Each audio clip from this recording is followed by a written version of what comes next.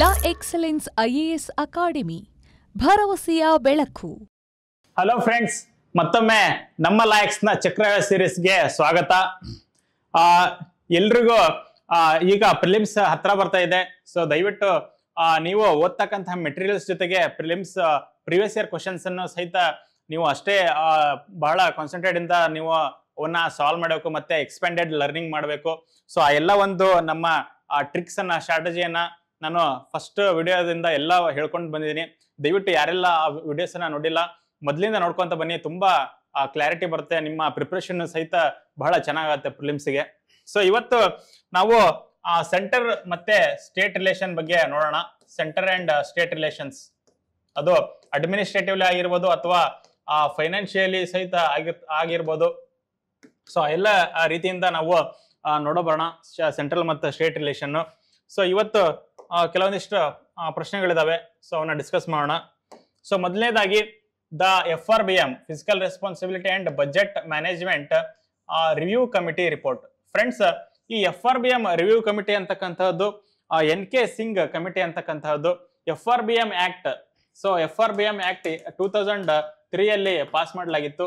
ಈ FRBM act ನ main intention ಅಂತ ಹೇಳಿದ್ರೆ ಅದು ಗೌರ್ಮೆಂಟಿನ ಫಿಸಿಕಲ್ ಡೆಫಿಸಿಟ್ ಅನ್ನ ಕಮ್ಮಿ ಮಾಡ್ತಕ್ಕಂತಹದ್ದು. ನಿಮ್ಗೆ ಆಲ್ರೆಡಿ ಗೊತ್ತಿದೆ ಅನ್ಕೊಂತೀನಿ ಫಿಸಿಕಲ್ ಡೆಫಿಸಿಟ್ ಅಂದ್ರೆ ಏನು, ರೆವಿನ್ಯೂ ಡೆಫಿಸಿಟ್ ಅಂತ ಹೇಳಿದ್ರೆ ಏನು. ಸೊ ಆ ಒಂದು ಫಿಸಿಕಲ್ ಡೆಫಿಸಿಟ್ ಅನ್ನ ಕಮ್ಮಿ ಮಾಡೋದಕ್ಕೆ, ಆ ಒಂದು ರೆಗ್ಯುಲೇಷನ್ಸ್ ಹಾಕೋದಕ್ಕೆ, ಟಾರ್ಗೆಟೆಡ್ ಫಿಸಿಕಲ್ ಡೆಫಿಸಿಟ್ ಮಾಡೋದಕ್ಕೆ, ಸೊ ಅದಕ್ಕೋಸ್ಕರ ಬಂದಿರತಕ್ಕಂತಹ ಆಕ್ಟ್ ಇದು. ಸೊ ಇದನ್ನ ಈ ಒಂದು ಆಕ್ಟ್ ಅನ್ನ ರಿವ್ಯೂ ಮಾಡಬೇಕು ಅಂತ ಹೇಳಿ NK ಸಿಂಗ್ ಕಮಿಟಿಯನ್ನ ಅಪಾಯಿಂಟ್ ಮಾಡ್ತಾರೆ 2017ರಲ್ಲಿ. ಆ ಸಮಯದಲ್ಲಿ ಬಂದಿರತಕ್ಕಂಥ ಪ್ರಶ್ನೆ ಇದು. Recommended debt to GDP ratio of 60% for general or the combined government by 2023, then and comprising 40% for the central and 20% for the state government. Friends, ಈ ತರ ಮೇನ್ ಲಾಜಿಕ್ ಅಪ್ಪ ಅಂತ ಹೇಳಿದ್ರೆ, ಈ ತರ ನಂಬರ್ಸ್ ಅಥವಾ ಫ್ಯಾಕ್ಟ್ಸ್ ಈ ತರ ಏನಾದರೂ ಪ್ರಶ್ನೆಗಳಿತ್ತ ಅಂತ ಹೇಳಿದ್ರೆ ಇದು ಪ್ಯೂರ್ಲಿ ನಾಲೆಜ್ ಬೇಸ್ ಇರುತ್ತೆ. ಸೊ ವಿ ಕಾಂಟ್ ಸೇ ಇಲ್ಲಿ ಯಾವುದೇ ಒಂದು ಲಾಜಿಕ್ ಅನ್ನ ಅಪ್ಲೈ ಮಾಡೋದಕ್ಕೆ ನಾವು ಆಗೋದಿಲ್ಲ. ಸೊ ಇದು ರೈಟ್ ಸ್ಟೇಟ್ಮೆಂಟ್, ಬಟ್ ಈ ತರದಕ್ಕೆ ನಿಮಗೆ ಗೊತ್ತಿರಬೇಕಾಗುತ್ತೆ ನಾಲೆಡ್ಜ್. ಅದಾದ್ಮೇಲೆ the central government has domestic liabilities of 21% of GDP as compared to that of 49% of GDP of state governments. Friends, ಇಲ್ಲಿ ನಮಗೆ ಬೇಸಿಕ್ ನಾಲೆಜ್ ಇದ್ರೆ it will be very easy. ಯಾಕಪ್ಪ ಅಂತ ಹೇಳಿದ್ರೆ ಯೂಶಲಿ ಸೆಂಟ್ರಲ್ ಗವರ್ಮೆಂಟ್ ಡೆಪ್ಟ್ ಏನಿದೆ that is more than the states combined all together. So ಆ ಒಂದು ಬೇಸಿಕ್ ನಾಲೆಜ್ ಇದ್ರೆ ಇದು ರಾಂಗ್ ಸ್ಟೇಟ್ಮೆಂಟ್ ಅಂತ ಹೇಳಿ ಗೊತ್ತಾಗುತ್ತೆ. ಸೊ ಇಲ್ಲಿಯೂ ಸಹಿತ ಬೇಸಿಕ್ ನಾಲೆಜ್ ಇರ್ತಕ್ಕಂಥದ್ದು ಬಹಳ ಇಂಪಾರ್ಟೆಂಟ್. ಅಂಡ್ ಇವಾಗ ಪ್ರೆಸೆಂಟ್ಲಿ ಸೆಂಟರ್ ಏನಿದೆ, ಸೆಂಟರಿನ ಒಂದು ಡೆಪ್ಟ್ it's nearly 57.1% of GDP. Okay, 57.1% of GDP ಇದೆ. ವೇರಾಸ್ ಸ್ಟೇಟ್ಸ್ ಏನಿದೆ it's nearly 28% of GDP combined. All states together 28% ಇರ್ತಕ್ಕಂತಹದ್ದು. Whereas centre alone is having nearly 57%. Okay, so ಅದಾದ್ಮೇಲೆ as per the constitution of India it is mandatory for a state to take central government's consent for raising any loan if the farmer owes any outstanding liabilities to the latter. Friends, ನೀವು ಇತ್ತೀಚೆಗೆ ಆ news ಅನ್ನ track ಮಾಡ್ತಾ ಇದ್ರೆ ಅಲ್ಲಿ ಕೇರಳ ಸರ್ಕಾರದ ಒಂದು issue ಆಗ್ತಾ ಇದೆ. Kerala government they are moving to the supreme court. ಅವರಿಗೆ ಲೋನ್ ಅನ್ನ ತಗೊಳ್ಳೋದಕ್ಕೆ ಸೆಂಟರ್ ಅಲೋ ಮಾಡ್ತಾ ಇಲ್ಲ ಅಂತಕ್ಕಂಥ ಒಂದು ಇಶ್ಯೂ ಇದೆ. So it is based on the same concept. ಯಾವ ಒಂದು ಸ್ಟೇಟ್ ಇನ್ನೂ ಔಟ್ಸ್ಟ್ಯಾಂಡಿಂಗ್ ಡೆಪ್ಟ್ಸ್ ಇದೆ, ಡೆಪ್ಟ್ಸ್ ಅನ್ನ ಇನ್ನೂ ಅವರು ರೀಪೇ ಮಾಡಿಲ್ಲ, ಸೊ ಅಂತವ್ರ ಸೆಂಟ್ರಲ್ ಗವರ್ಮೆಂಟ್ ಅನ್ನ ಪರ್ಮಿಷನ್ ತಗೊಂಡು ಮತ್ತೆ ಲೋನ್ಸ್ ಅನ್ನ ತಗೋಬೇಕು. It's a constitutional mandate friends. So ಅದಕ್ಕೋಸ್ಕರ this will be the right statement. So ಇಲ್ಲಿ 1 and 3 ಆಪ್ಷನ್ ಆಗುತ್ತೆ. ಸೊ ಈ ಒಂದು ಥರ್ಡ್ ಸ್ಟೇಟ್ಮೆಂಟ್ ಏನಿದೆ, ಇದನ್ನ ಕೊಟ್ಟಿರ್ತಕ್ಕಂತಹ ಕಾರಣ ಅಲ್ಲಿ centre it should make sure that the state is running according to the constitution of India. Fiscal indiscipline ಏನಾದರೂ ಆಗ್ಬಿಟ್ರೆ, ಸೊ ಅಲ್ಲಿ ಆ ಒಂದು ಫಿಸಿಕಲ್ ಇಂಡಿಸಿಪ್ಲಿನ್ ಆದಾಗ ಅಲ್ಲಿ ಆ ಒಂದು ಬಜೆಟಿನ ಕೊರತೆ ಆಗತ್ತೆ ಅಲ್ಲಿ ರಾಜ್ಯಗಳಿಗೆ. ಅದಾದ್ಮೇಲೆ ಆ ರಾಜ್ಯ ಅತಿ ಹೆಚ್ಚು ಸಾಲ ಮಾಡ್ತಾ ಹೋದ್ರೆ it will become inefficient administration. So ಅದಕ್ಕೋಸ್ಕರ ಈ ಒಂದು ಪ್ರಾವಿಷನ್ ಇರ್ತಕ್ಕಂತಹದ್ದು. ಅದಾದ್ಮೇಲೆ ಮುಂದಿನ ಪ್ರಶ್ನೆ ನೋಡಿ. ಈ ಪ್ರಶ್ನೆ ಏನಿದೆ ಅಂತ ಹೇಳಿ, consider the following statements the executive power of union of India is vested in the prime minister. Friends, ನಾನು ಆಲ್ರೆಡಿ ತುಂಬಾ ಸರಿ ಈ ತರ ಪ್ರಶ್ನೆ ಡಿಸ್ಕಸ್ ಮಾಡಿದ್ದೀನಿ. Executive government is vested in the president. ನಾನು ಹೇಳ್ತಾ ಇರ್ತೀನಿ, ಈ ರೀತಿಯಾದಂತಹ ಒಂದು ಪೊಸಿಷನ್ ಗಳನ್ನ ಚೇಂಜ್ ಮಾಡ್ತಾರೆ.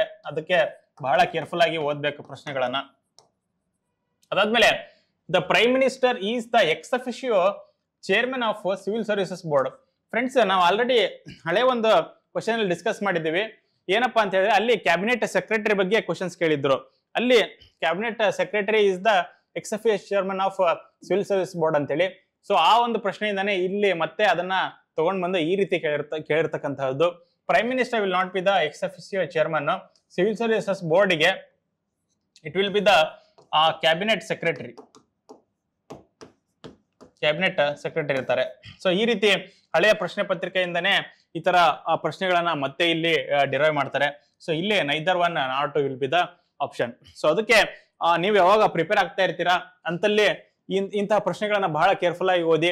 ಸೊ ಈಗ first one executive power of union is president ಅಂತ ಗೊತ್ತು. ಸಪೋಸ್ ಸೆಕೆಂಡ್ ಸ್ಟೇಟ್ಮೆಂಟ್ ಬರ್ತೀರಾ, ಇಲ್ಲಿ prime minister X officio chairman of civil service board ಅಂತ ನೋಡ್ತೀರಾ. ಸೊ ಇದು ಕೇವಲ ಇದು ಸರಿನಾ ತಪ್ಪ ಅಂತ ತಿಳ್ಕೊಳ್ಳೋದಕ್ಕಿಂತ ಬದಲು ಸಿವಿಲ್ ಸರ್ವಿಸ್ ಬೋರ್ಡ್ ಬಗ್ಗೆ ತಿಳ್ಕೊಳ್ಳಿ. ಸಿವಿಲ್ ಸರ್ವಿಸ್ ಬೋರ್ಡ್ ನ ಚೇರ್ಮನ್ ಯಾರಾಗಿರ್ತಾರೆ, ಸೊ ಎಕ್ಸ್ ಅಫಿಷಿಯೋ ಚೇರ್ಮನ್ ಯಾರಾಗಿರ್ತಾರೆ, ಮತ್ತೆ ಸಿವಿಲ್ ಸರ್ವಿಸ್ ಬೋರ್ಡ್ ನ ಪವರ್ಸ್ ಏನು, ಇದನ್ನೆಲ್ಲ ಸ್ವಲ್ಪ ನೀವು ಡೆಪ್ತ್ ಆಗಿ ಹೋಗಿ. ಸೊ ನೆಕ್ಸ್ಟ್ ಇದ್ರ ಮೇಲೆ ಪ್ರಶ್ನೆ ಬರ್ತಕ್ಕಂತಹ ಸಾಧ್ಯತೆಗಳಿದಾವೆ.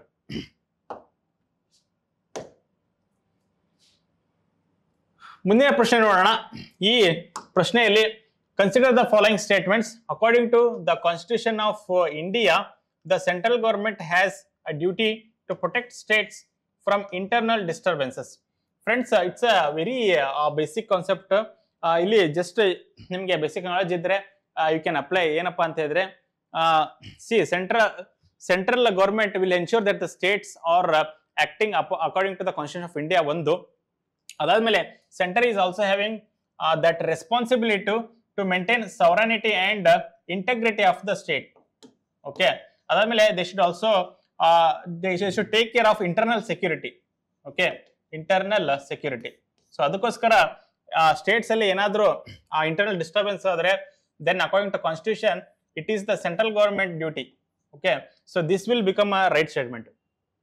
Adadmele the constitution exempts the states from providing a legal counsel to a person who is being held for preventive detention. Friends, ಇಲ್ಲಿ ನಮ್ಮ ಬೇಸಿಕ್ ನಾಲೆಜ್ ಅನ್ನು ಅಪ್ಲೈ ಮಾಡಿದ್ರೆ, according to article 22 it talks about basically the protection for the people who have been detained. Okay, adu gottide namge. So article 22 itself gives that power. Okay, it's a fundamental right also. ಅದಕ್ಕೋಸ್ಕರ ಇಲ್ಲಿ ಯಾರಾದ್ರೂ preventive detention ಅಲ್ಲಿ ಇಟ್ರೆ, they will have to inform that person why they have detained. ಅವರನ್ನ ಯಾಕೆ ನಾವು detain ಮಾಡಿದೀವಿ ಅಂತಕ್ಕಂಥ ಇನ್ಫಾರ್ಮೇಶನ್ ನ ಕೊಡಬೇಕು.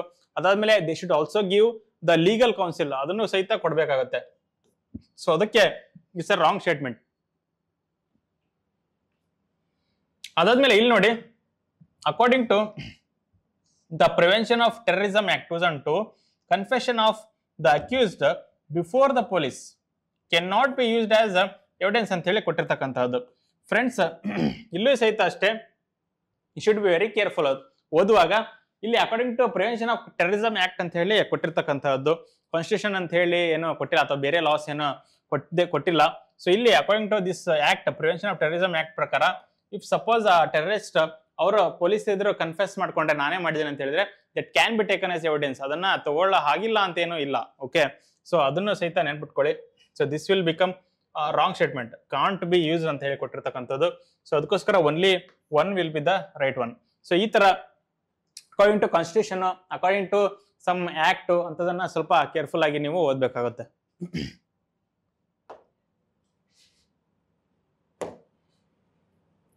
ಮುಂದಿನ ಪ್ರಶ್ನೆ ನೋಡೋಣ. ಇಲ್ಲಿ ಡೆಫಿನಿಷನ್ ಆಫ್ ಸ್ಟೇಟ್ ಅಂತ ಕೇಳಿರ್ತಕ್ಕಂಥದ್ದು. Which one of the following best defines the term state ಅಂತ ಹೇಳಿ. ಸೊ ಇಲ್ಲಿ a community of persons permanently occupying a definite territory independent of external control and possessing an organized government. Friends, ಈ definitions ಅನ್ನ ಓದಕ್ಕಿಂತ ಮುಂಚೆ ಮೊದಲು what is a state ಅಂತ ಹೇಳಿ ತಿಳ್ಕೊಳ್ಳೋಣ. ಸ್ಟೇಟ್ ಅಂತ ಹೇಳಿದ್ರೆ ಏನು? ಫಸ್ಟ್ ಇಲ್ಲಿ ಡೋಂಟ್ ಗೌಡ್ ಬೈ ದ ಏನೋ ಆರ್ಡಿನರಿ ಡೆಫಿನೇಷನ್. ಸ್ಟೇಟ್ ಅಂದ ತಕ್ಷಣ ಕೇವಲ ರಾಜ್ಯಗಳು ಅಂತ ಹೇಳಿ ತಿಳ್ಕೊಬೇಡಿ, ಮತ್ತೆ ಕಂಟ್ರಿ ಅಂದ್ರೆ ಕೇವಲ ದೇಶ ಅಂತ ಹೇಳಿ ತಿಳ್ಕೊಬೇಡಿ. According to constitution, state definition itself it covers centre ಮತ್ತೆ ಸ್ಟೇಟ್ಸ್, ರಾಜ್ಯಗಳು ಅಂತ ಹೇಳ್ತೀವಿ, ಅದನ್ನು ಸಹಿತ ಕವರ್ ಮಾಡುತ್ತೆ. ಅದಾದ್ಮೇಲೆ ಸೆಂಟ್ರಲ್ ಗೌರ್ಮೆಂಟ್ಸ್ ನ ಹಲವಾರು ಡಿಪಾರ್ಟ್ಮೆಂಟ್ಸ್ಗಳು, ಸ್ಟೇಟ್ ಎಲ್ಲದನ್ನು ಒಂದು ಡೆಫಿನೇಷನ್ ಆಗಿ ಸ್ಟೇಟ್ ಅಂತ ಹೇಳಿ ಹೇಳ್ತಾರೆ. ಸೊ ಆ ಒಂದು ಪ್ರಕಾರ ಇಲ್ಲಿ ಬೇಸಿಕ್ಸ್ ಡೆಫಿನೇಷನ್ ಆಫ್ ಸ್ಟೇಟ್ ಅಂತ ಹೇಳಿದ್ರೆ ದೇರ್ ಶುಡ್ ಬಿ ಸವರೈನಿಟಿ ಅಥವಾ ಇಂಡಿಪೆಂಡೆನ್ಸ್ ಇರಬೇಕು, ಸವರೈನಿಟಿ ಇರಲೇಬೇಕು. ಸೊ ಅವರಿಗೆ ಡಿಸಿಷನ್ ಮೇಕಿಂಗ್ ಪವರ್ಸ್ ಇರಬೇಕು. ಹೊರಗಡೆಯವರು ಯಾರು ಅವರನ್ನ ರೂಲ್ ಮಾಡಬಾರ್ದು. ಫ್ರೆಂಡ್ಸ್, ನಮಗೆ ಸ್ವಾತಂತ್ರ್ಯ ಸಿಗೋದಕ್ಕೆ ಮುಂಚೆ ನಾವು ಬ್ರಿಟಿಷರ ಆಡಳಿತದಲ್ಲಿದ್ವಿ. ಸೊ ಅವಾಗ ವಿ ಆರ್ ಕೊಲನೈಸ್ಡ್ ಸ್ಟೇಟ್ ಹೊರತು we are not a independent state. So ಒಂದು ಸ್ಟೇಟ್ ನ ಬೇಸಿಕ್ ಡೆಫಿನೇಷನ್ ಅಂದ್ರೆ it should be independent. So ಆ ಒಂದು ಇರ್ತಕ್ಕಂತಹ ಒಂದು ಸ್ಟೇಟ್ಮೆಂಟ್ ಎಲ್ಲಿದೆ ಅಂತ ಹುಡುಕಿ. ಮೊದಲನೇದು, community of persons permanently occupying definite territory independent. Okay, independent of external control and possessing an organised government ಅಂತ ಹೇಳಿ ಕೊಟ್ಟಿರೋದು. ಓಕೆ, ಈಗ ಬೇರೆ ಸ್ಟೇಟ್ಮೆಂಟ್ಸ್ ಅನ್ನು ಅಬ್ಸರ್ವ್ ಮಾಡೋಣ. ಆ politically organised people of definite territory and possessing an authority to govern them, maintain the law and order, protect their natural rights and safeguard their means of sustenance. ಇಷ್ಟೆಲ್ಲ ಕತೆ ಹೊಡೆದಿದ್ದಾರೆ. ಆದ್ರೆ ಇಲ್ಲಿ ಎಲ್ಲೂ ಸಹಿತ they are independent of external control ಅಂತ ಹೇಳಿ ಕೊಟ್ಟೇ ಇಲ್ಲ, ಹೌದಾ? So when they are not independent ಅಂತ ಏನು ಮೆನ್ಷನ್ ಮಾಡಿಲ್ಲ ಅಂತ ಹೇಳಿ. ಸೊ ಈ ತರ ವೇಗ್ ಸ್ಟೇಟ್ಮೆಂಟ್ ಕೊಟ್ಟಾಗ ನೀವು ಅದನ್ನ ಒಂದು ಸ್ಟೇಟ್ ಅಂತ ಹೇಳಿ ಡಿಫೈನ್ ಮಾಡೋದಕ್ಕೆ ಆಗೋದಿಲ್ಲ. ಸೊ ಅದಕ್ಕೋಸ್ಕರ ಇಲ್ಲಿ ಇಂಡಿಪೆಂಡೆಂಟ್ ಆಫ್ ಎಕ್ಸ್ಟರ್ನಲ್ ಕಂಟ್ರೋಲ್ ಅಂತಕ್ಕಂತಹದ್ದು ಬಹಳ ಇಂಪಾರ್ಟೆಂಟ್. ಇಟ್ಸ್ ಎಸೆನ್ಷಿಯಲ್, ಇರ್ಲೇಬೇಕು ಆ ಸ್ಟೇಟ್ಮೆಂಟ್. ಅದಾದ್ಮೇಲೆ ಆ number of persons who have been living in a definite territory for A very long time with their own culture, tradition and government. So friends, ಇಲ್ಲಿ ಒಂದು tribal region ಅಲ್ಲೂ ಸಹಿತ ಬಹಳ ದಿನಗಳಿಂದ ಇರ್ತಾರೆ ಅಲ್ಲಿ ಜನಗಳು. ಸೊ ಅವ್ರದೇ ಒಂದು ಗವರ್ನೆನ್ಸ್ ಇರುತ್ತೆ, ಕಲ್ಚರ್ ಇರುತ್ತೆ. ಹಂಗಂದ್ರೆ ಅದನ್ನ ನಾವು ಸ್ಟೇಟ್ ಅಂತ ಹೇಳಕ್ಕಾಗತ್ತಾ? ಇಲ್ಲ. ಸೊ ಅದೇ ತರ ಇಲ್ಲಿ permanently living in definite territory with central authority. So ಈ ರೀತಿ ನೋಡಿ, ಯಾವ್ದಾದ್ರು ಒಂದು ಡೆಫಿನೇಷನ್ ಕೇಳಿದ್ರೆ ತುಂಬಾ ಕನ್ಫ್ಯೂಸ್ ಮಾಡೋದಕ್ಕೆ ನಮಗೆ ಏನೇನೋ ಸ್ಟೇಟ್ಮೆಂಟ್ಸ್ ಗಳನ್ನ ಕೊಡ್ತಾರೆ. ಸೊ ಅಲ್ಲಿ ನೀವು ಬೇಸಿಕ್ ಒಂದು ಟರ್ಮ್ ಏನಿದೆ ಅದರದ್ದು ಒಂದು ಬೇಸಿಕ್ ಪ್ರಿನ್ಸಿಪಲ್ ಇರುತ್ತೆ, ಅದು ಇರ್ಲೇಬೇಕಲ್ಲಿ, ಅದನ್ನ ನೀವು ಹುಡುಕ್ಬೇಕಾಗತ್ತೆ. ಸೊ ಈ ರೀತಿ ಒಂದು ಸ್ಕಿಲ್ ಅನ್ನ ಬೆಳೆಸ್ಕೊಳ್ಳಿ. ಅದಾದ್ಮೇಲೆ ಇಲ್ಲಿ ಒಂದೇ ಪ್ರಶ್ನೆ ನೋಡೋಣ. ಈ ಪ್ರಶ್ನೆ ಏನಿದೆಪ್ಪ ಅಂತ ಹೇಳಿದ್ರೆ, statement 1, India's public sector health care system largely focus on curative care with limited preventive, promotive and rehabilitative care ಅಂತ ಹೇಳಿ ಕೊಟ್ಟಿದೆ. ಅಂದ್ರೆ ನಮ್ಮ ಇವತ್ತಿನ ಆರೋಗ್ಯ ವ್ಯವಸ್ಥೆ ಏನಿದೆ, health care system, it's basically focusing upon the curative ಅಂತ ಹೇಳಿ ಆಲ್ರೆಡಿ ರೋಗ ಬಂದಿರುತ್ತೆ, ಅದನ್ನ ಕ್ಯೂರ್ ಮಾಡೋದು. ಸೊ ಅದ್ರ ಮೇಲೆ ಫೋಕಸ್ ಮಾಡಿದ್ದು, ಪ್ರಿವೆಂಟಿವ್ ಮೇಲೆ ಮಾಡ್ತಾ ಇಲ್ಲ ಅಂತಕ್ಕಂಥದ್ದನ್ನು ಹೇಳಿದ್ದಾರೆ. ಅದಾದ್ಮೇಲೆ ಸ್ಟೇಟ್ಮೆಂಟ್ 2 ಏನ್ ಹೇಳಿದೆ ಅಂದ್ರೆ, under India's decentralised approach to health care delivery the states are primarily responsible. Okay, states are primarily responsible to organise health services. Okay, ನೋಡೋಣ next, which one of is the correct in respect of the above statements. So friends, ಇಲ್ಲಿ careful ಆಗಿರಿ. ಏನಪ್ಪಾ ಅಂತ ಹೇಳಿದ್ರೆ, statement 1 ಕರೆಕ್ಟಾ, 2 ಕರೆಕ್ಟಾ and statement 2 is correct explanation ಕೂಡ ಆಗಿರ್ಬೇಕು. ಸೊ ಇಲ್ಲಿ ಇಟ್ ಈಸ್ ಅಕ್ಸೆಪ್ಟಬಲ್ ದಟ್ ನಮ್ಮ ಸಿಸ್ಟಮ್ ಇದೆ, we are morely focusing on curative. ನಮ್ಮಲ್ಲಿ ಪ್ರೈಮರಿ ಹೆಲ್ತ್ ಸೆಂಟರ್ಸ್ ಇದಾವೆ. So basically they are curative. ಅದಾದ್ಮೇಲೆ ಪ್ರಿವೆಂಟಿವ್ ಅಲ್ಲಿ ಸ್ವಲ್ಪ ಕಡಿಮೆ ಸ್ಟೆಪ್ಸ್ ತಗೊಂಡಿರೋದು. So this can be the right. ಅದಾದ್ಮೇಲೆ ಇಂಡಿಯಾಸ್ ಡಿಸೆಂಟ್ರಲೈಸ್ ಅಪ್ರೋಚ್, ಇಲ್ಲಿ ಅಕಾರ್ಡಿಂಗ್ ಟು ಕಾನ್ಸ್ಟಿಟ್ಯೂಷನ್ ಶೆಡ್ಯೂಲ್ 7 ನಲ್ಲಿ ಹೆಲ್ತ್ ಏನಿದೆ, health is a subject under state. Okay, states are responsible. This is a right statement. But ಈ statement the correct explanation, ಹಂಗಂದ್ರೆ ಸ್ಟೇಟ್ಗೆ ಕೊಟ್ಟಿರೋದಕ್ಕೆ ಕಾರಣವಾಗಿನೇ ಅಲ್ಲಿ ನಮ್ಮ public health sector we are curative only, not preventive ಅಂತಕ್ಕಂಥದ್ದನ್ನ ಜಸ್ಟಿಫೈ ಮಾಡೋದಕ್ಕಾಗತ್ತಾ? So it's a very wrong statement. ಅದಕ್ಕೋಸ್ಕರ statement 1 is right, statement 2 is right, but statement 2 is not the correct explanation for the statement 1. So ಅದಕ್ಕೆ ಇಲ್ಲಿ this will be the right one. Statement 2 is not the correct explanation for statement 1 will be the right. So ಈ ರೀತಿ ನಿಮ್ಮ ಸ್ವಲ್ಪ think ಮಾಡಿ ಆನ್ಸರ್ಗಳನ್ನ ಮಾಡೋದಕ್ಕೆ ಶುರು ಮಾಡಿ. ಕೇವಲ ನೀವು ಓದಿರತಕ್ಕಂಥ ಮೆಟೀರಿಯಲ್ಸ್ ಮೇಲೆ ನೀವು ಡಿಪೆಂಡ್ ಆಗೋ ಹಾಗಿಲ್ಲ. You should apply your mind. ಸ್ವಲ್ಪ ಬ್ರಾಡ್ ಮೈಂಡೆಡ್ ಆಗಿ ಯೋಚನೆ ಮಾಡಬೇಕು ನೀವು ಎಕ್ಸಾಮ್ ಹಾಲ್ ಅಲ್ಲಿ ಇದ್ದಾಗ. ಸೊ ಅವಾಗ ನಿಮ್ಗೆ ಈ ರೀತಿ ಹೆಲ್ಪ್ ಆಗುತ್ತೆ. ಸೊ ಫ್ರೆಂಡ್ಸ್, ಇದು ಸೆಂಟರ್ ಮತ್ತೆ ಸ್ಟೇಟ್ ರಿಲೇಷನ್ ಬಗ್ಗೆ ಇರ್ತಕ್ಕಂತಹ ಪ್ರಶ್ನೆಗಳು. ಸೊ ಮತ್ತೆ ಮುಂದೆ ಮತ್ತೊಂದು ವಿಷಯ ಜೊತೆಗೆ ನಾವು ಮತ್ತೆ ಭೇಟಿಯಾಗೋಣ. ಸೊ ಎಲ್ರಿಗೂ ಧನ್ಯವಾದ.